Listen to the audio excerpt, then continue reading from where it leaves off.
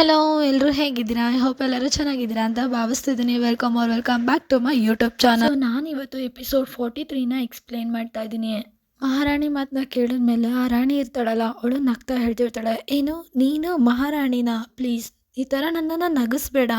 ಈ ಥರ ಯಾವುದೋ ಅರ್ಧೋಗಿರೋ ಬಟ್ಟೆ ಹಾಕೊಂಡು ಈ ಥರ ಎಲ್ಲ ಗಲ್ಗಲೀಜಾಗಿರೋ ನೀನು ಮಹಾರಾಣಿ ಥರ ಅಂತೂ ಕಾಣಲ್ವಲ್ಲ.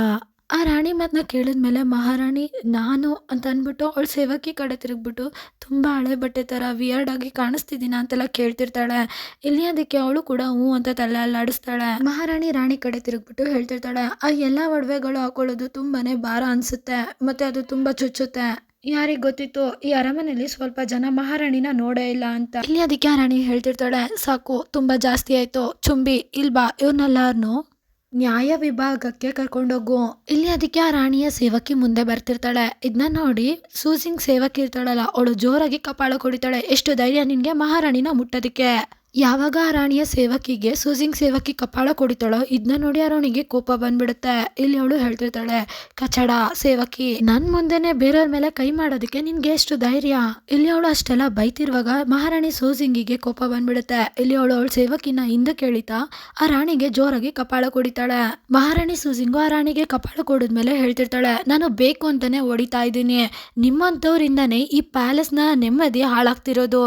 ನೀನು ರಾಣಿಯನ್ನ ದುರಾಂಕಾರದಲ್ಲಿ ಬೇರೆಯವ್ರನ್ನ ತುಳಿತಾ ಇದೀಯಾ ಅಂತ ಹೇಳ್ಬಿಟ್ಟವಳು ಮತ್ತೆ ಕಪಾಳ ಕೊಡಿತಾಳೆ.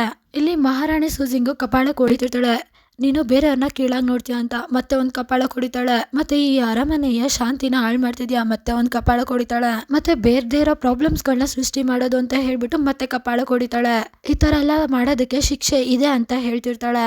ಮಹಾರಾಣಿ ಸೂಸಿಂಗು ಈ ಥರ ಎಲ್ಲ ಕಪಾಳ ಕೊಡ್ದಿದ್ಕೆ ಆ ರಾಣಿ ಹೇಳ್ತಿರ್ತಾಳೆ, ನಿನ್ನ ನಾನು ಸುಮ್ಮನೆ ಬಿಡೋದಿಲ್ಲ, ನಿನಗೆ ಇದ್ರ ಶಿಕ್ಷೆ ಖಂಡಿತ ಕೊಡಿಸ್ತೀನಿ, ನಾನು ಈಗಲೇ ಮಹಾರಾಜರಿಗೆ ಹೋಗಿ ನಿನ್ನ ಮೇಲೆ ಕಂಪ್ಲೇಂಟ್ ಮಾಡ್ತೀನಿ.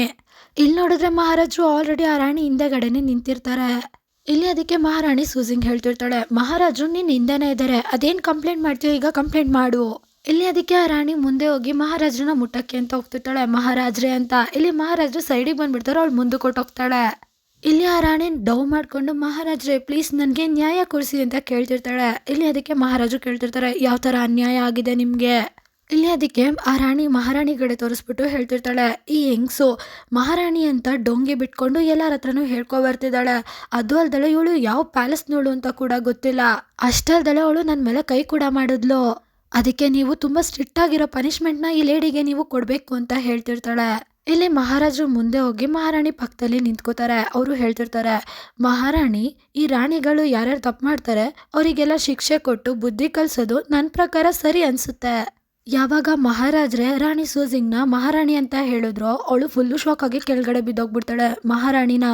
ಅವಳು ಮಹಾರಾಣಿ ಕಡೆ ತಿರುಗ್ಬಿಟ್ಟು, ನೀನು ನಿಜವಾಗ್ಲೂ ಮಹಾರಾಣಿನಾ ಅಂತ ಫುಲ್ಲು ಶಾಕಲ್ಲಿ ಕೇಳ್ತಿರ್ತಾಳೆ. ಸೊ ಇಲ್ಲಿಗೆ ಈ ಎಪಿಸೋಡ್ ಕೂಡ ಎಂಡ್ ಆಗುತ್ತೆ. ನೆಕ್ಸ್ಟ್ ಎಪಿಸೋಡಲ್ಲಿ ಏನಾಯ್ತು ಅಂತ ತಿಳ್ಕೊಳ್ಳೋದಕ್ಕೆ ವೆಯ್ಟ್ ಮಾಡಿ. Thank you for watching. Bye bye guys.